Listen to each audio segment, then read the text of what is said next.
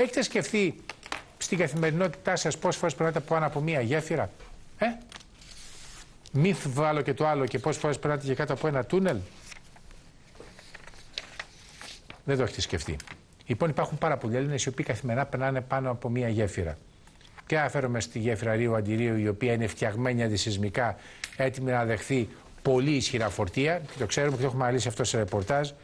Αλλά το γεγονός όμως ότι ο κύριος Ανδρέας Κάπος, καθηγητής στο Τμήμα Πολιτικών Μηχανικών στο Αριστοτέλειο Θεσσαλονίκης, παρακαλεί κάτι, την κεντρική εξουσία, αυτούς που έχουν τα ενία στα χέρια τους, εμένα δεν μ' άφησε αδιάφορο. Γι' αυτό και τον παρακάλεσα να έχουμε αυτή την κουβέντα. Καλή σας μέρα, κύριε καθηγητά. Καλή σας μέρα. Ξέρετε πού το διάβασα? Γιατί έχετε ένα εξαιρετικό τμήμα δημοσίων σχέσεων και γραφείου τύπου στο Αριστοτέλειο Πανεπιστήμιο, και το διάβασα στα emails που μου στέλνει ο ΟΤΕ, επειδή είμαι συνδρομητής της ΟΤΕΝΕΤ. Εκεί διάβασα λοιπόν προχθές την αγωνία σας και με εντυπωσίασε. 500 γέφυρες είναι ενδυνάμει κίνδυνος? Ενδεχομένως να είναι και μεγαλύτερος ο αριθμός. Η αλήθεια είναι ότι κανείς δεν τις έχει ποτέ μετρήσει συστηματικά. Ήταν μια δικιά μου εκτίμηση βασισμένη σε όσες εικόνες έχω μέχρι τώρα.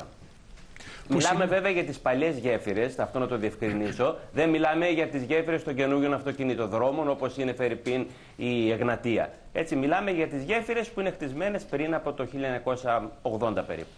Γέφυρες οι οποίες έχουν φτιαχτεί είτε με την μέθοδο την πολυτεχνιακή, είτε με τη μέθοδο της ΜΟΜΑ.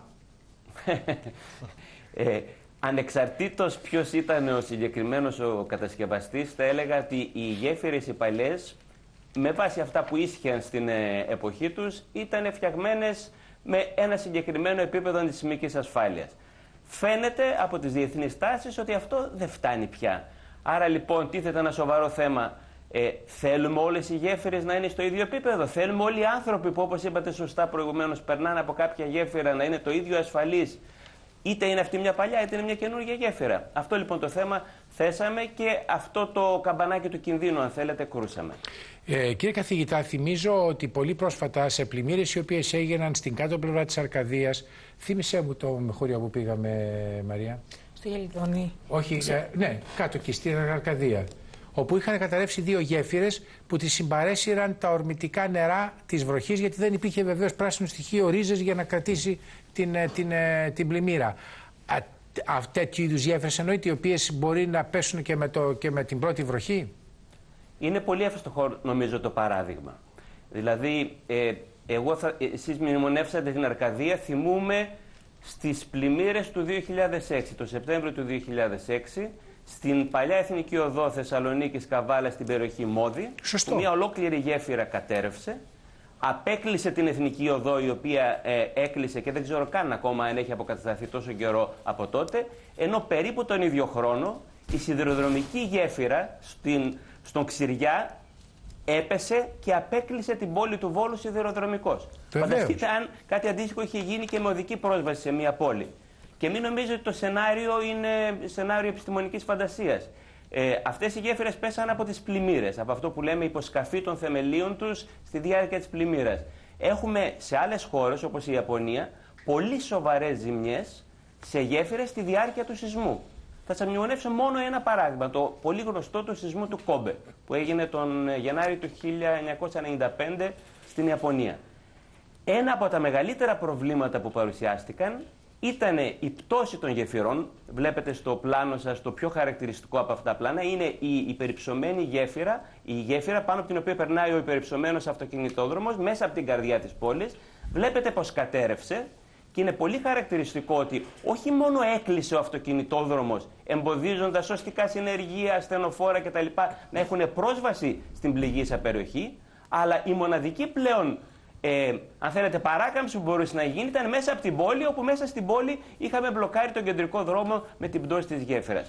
Άρα το πρόβλημα είναι οπωσδήποτε υπαρκτό και για άλλη μια φορά θα κρούσω το καμπανάκι του κινδύνου. Θυμίζω ότι πτώσεις και γεφυρών είχαμε και όταν τραντάχτηκε η Καλιφόρνια πριν από αρκετά χρόνια, και πόσο μάλλον σε μια χώρα όπου αν η τεχνολογία εκεί δεν είναι η νούμερο 1, τότε τι συζητάμε. Δηλαδή μου λέτε με λίγα λόγια ότι είναι πολύ πιο εύκολο να πέσει μια γέφυρα από έναν σεισμό από ότι το να τον πάρει παραμάζωμα ένα ποτάμι, έτσι. Να μου επιτρέψετε, επειδή αναφέρατε ένα πολύ εύστοχο παράδειγμα, την Καλιφόρνια. Όντως, έχουμε σοβαρές ζημιές στην Καλιφόρνια. Το 1989 έγινε ο σεισμός του Λος Άντζελες, ο σεισμός στη Λόμα Πριέτα, όπως είναι γνωστό στην βιβλιογραφία. Είχαμε πολλές ζημιές σε γέφυρες. Ως αποτέλεσμα αυτού, ξεκίνησε ένα πρόγραμμα ενίσχυσης των παλιών γεφυρών στην Καλιφόρνια. Εδώ άραγε, κύριε καθηγητά, πόσες γέφυρες αυτές οι παλιές μπορεί να ενισχυθούν ή πώς θέλουν εγκρέμισμα και ξαναχτίσιμο? Δεν θα το έλεγα.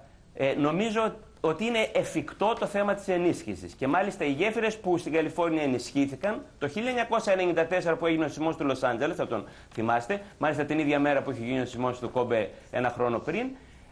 Όλες οι γέφυρες που είχαν σοβαρές βλάβες ήταν γέφυρες από αυτές τις οποίες δεν είχε γίνει η επέμβαση. Μάλιστα. Τώρα, κυρία καθηγητά, για τις συγκεκριμένες 500 γέφυρες που εσείς κρούετε τον κόδωνα του κινδύνου, πρέπει να ανησυχούμε μόνο σε περίπτωση κάποιας πλημμύρας, μόνο σε περίπτωση σεισμού, ή και οι ομαλότερες συνθήκες είναι αυτές που πρέπει να μας ανησυχούν? Ακόμα και ένα βαρύ φορτίο, έτσι, 2-3 φορτηγά με βαρύ φορτίο να περάσουν και να δημιουργήσουν δονήσεις. Δεν θα σας έλεγα ότι θα ανησυχούσα για τα συνήθη φορτία. Οι παλιές γέφυρες, αν μη τι άλλο, έχουν το πλεονέκτημα του ιστορικού τους. Δηλαδή ότι πολλά χρόνια λειτουργούν χωρίς μείζωνα προβλήματα. Ωστόσο, για ένα σεισμό ή μια μεγάλη πλημμύρα δεν θα ήμουν εξίσου καθυσυχαστικός. Σας ευχαριστώ πολύ, κύριε καθηγητά. Και ευχαριστούμε τον Αριστοτέλειο, γιατί πραγματικά μας δίνει εκπληκτικά πράγματα για την καθημερινότητά μας. Και ευχαριστώ όλη την ακαδημαϊκή σας κοινότητα εκεί. Ευχαριστώ. Καλή σας ημέρα. Αυτά σε ό,τι αφορά τις γέφυρες.